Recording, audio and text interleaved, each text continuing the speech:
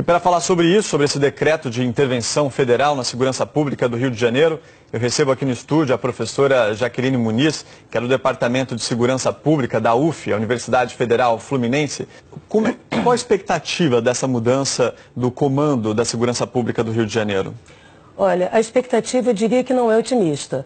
É pior do que mudar 6 por meia dúzia, ok? Como ficou claro na fala do ministro. A pergunta que a gente tem que fazer é o seguinte: ninguém foi pego de surpresa com essa ambição de intervenção colocada no decreto. Primeiro que o Rio de Janeiro, desde 1992, com a ECO 92, vem experimentando formas diretas e indiretas de intervenção das Forças Armadas na segurança pública. Então, isso não é uma novidade. Segundo ponto que é importante chamar, para a gente usar uma imagem do Carnaval, é que a operação de Jalió na Rocinha, no Salgueiro e antes disso na Maré, serviram como uma espécie de ensaio técnico em que ninguém mostrou quais foram os quesitos e as notas que retiraram. Até agora, apesar de ter gasto quase 300 milhões na Maré por mais um ano, aqueceu a panela de pressão sem produzir resultados substantivos, ninguém apresentou os relatórios de eficácia, eficiência e efetividade do emprego das Forças Armadas em suporte à ação policial no Rio de Janeiro. O que nós tivemos e que temos assistido no Rio, na verdade, para ser muito clara, é a substituição do arroz com feijão da segurança pública, que é o que funciona, correto? Não é invenção da roda, o dia a dia dos policiamentos por operações policiais, pelo sobe e desce morro, pela teatralidade operacional, que tem rendimento político, rendimento eleitoral, rendimento midiático, mas pouco efeito no cotidiano. Se é de fato para combater o crime organizado, não será esse efeito espanta-barata que tem se produzido com sobe e desce morro, com a chamada síndrome do cabrito, agora articulada, envolvendo as Forças Armadas, que, aliás, têm plena consciência de sua incapacidade de agir como polícia, de tal maneira que demandaram um salvo-conduto, uma proteção através de um decreto que transfere seus erros, suas violações, para a justiça militar. A senhora acredita que agora, como o jogo vai mudar? Não tem como mudar. Isso é um ilusionismo e é preciso ser claro com a população. A primeira coisa é tem alguém enganando alguém. Ou o governador passou a perna nas polícias, ou as polícias fizeram um bypass no governador. Por uma questão muito simples que a população precisa saber. Há 15 dias atrás, a Polícia Militar faz um seminário com o apoio do Viva Rio dentro da Firjan, de planejamento estratégico dessa polícia do futuro, a polícia de 2018. Ok? Estavam presentes o secretário de Segurança, o ministro Jungmann, da Defesa, todos estavam lá e desenharam um plano, uma proposta, ouvindo os setores da sociedade para entregar ao governador. 15 dias depois, todo mundo é pego de surpresa. A intervenção federal no Rio de Janeiro não é um efeito especial de escola de samba que ninguém sabe e fica sabendo no sambódromo da insegurança pública do Rio. Ok? Então, o que é isso? Quem passou a perna em quem? De um lado é o governador que entregou o Rio de Janeiro de porteira fechada, porque quem abre mão da segurança abre mão da governabilidade, da capacidade de governo. Não é falando alto, gritando forte, que vai fazer as polícias funcionarem. Se tinha ingovernabilidade na segurança, não é o Exército falando alto de bigode que vai conseguir produzir, porque afinal, nem as forças, as espadas no Brasil, das Forças Armadas, mas da Polícia Federal, a guarda da esquina, não tem dispositivos de controle interno, de controle externo e de governabilidade. Fazê-las funcionar é um gesto de boa vontade e de camaradagem entre pares. É um pedido de, por favor, trabalhe ali na esquina. Esse é o primeiro ponto. Segundo importante que a população do Rio tem que saber.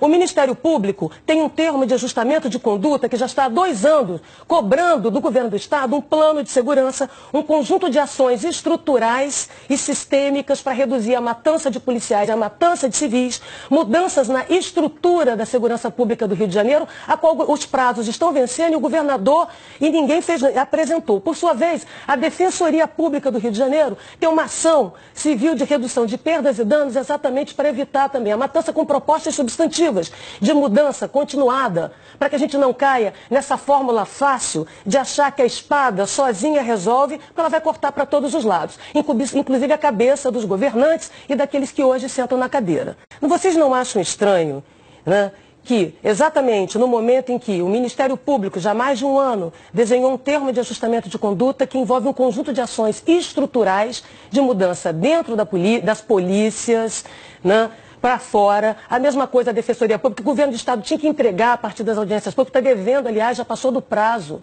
né? Que tenha sido feita uma reunião com ONG, com PM, com empresariado, né? Para desenhar esse plano de ações, que, aliás, é simplório, é medíocre, é mais do mesmo, e que, de repente, todo mundo é pego de surpresa. Dá a impressão de que o comando militar chegou no Rio de Janeiro para passar o carnaval, gostou da cidade e resolveu governar. Não é assim.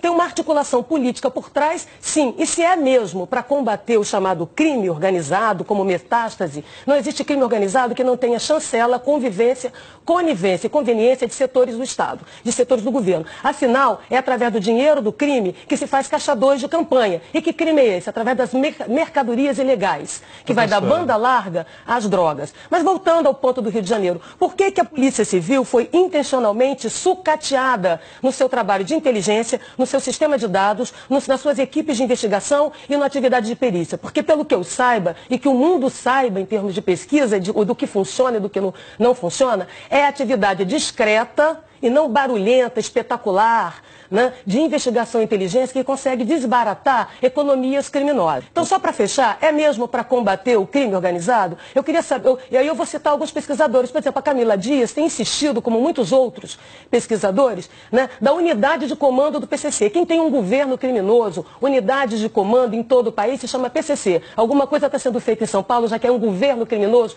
com unidade de comando? Porque no Rio de Janeiro são franquias ocupacionais, mais fáceis de combater, uma vez que elas não têm unidade e disputam territórios. Será que é isso ou não? Ou será que é um outro tipo de arranjo político que salva o governador de alguma coisa que a gente não sabe o que é e ele entrega os seus votos, entrega o governo, né, para as pessoas brincarem de governo militar? Primeiro, eles dizem que tem integração, quando a gente sabe que na prática não há. A primeira coisa é que não temos mecanismos de governabilidade das polícias no Brasil, não é apenas no Rio de Janeiro.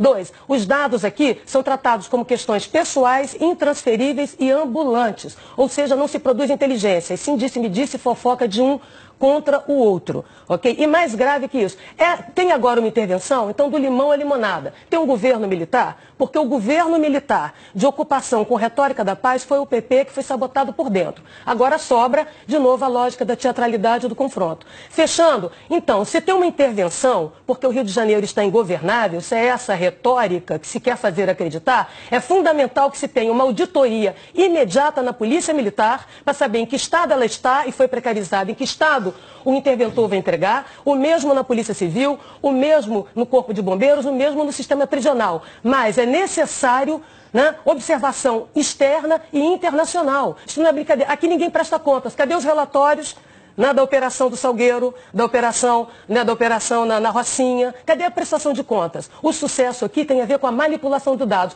Como é que você diz que está seguro quando você esconde a informação e produz autocensura? Isto não é produzir segurança pública. Agora, o que eu quero fechar é dizendo que muita gente vai ganhar com isso. O crime organizado agradece, o PCC agradece, os falsos profetas da segurança pública agradecem e os mercadores da proteção. Estamos diante de uma temporada de abertura das chantagens corporativas e das negociatas da segurança. Que Deus nos proteja, porque ele está ainda no Rio de Janeiro.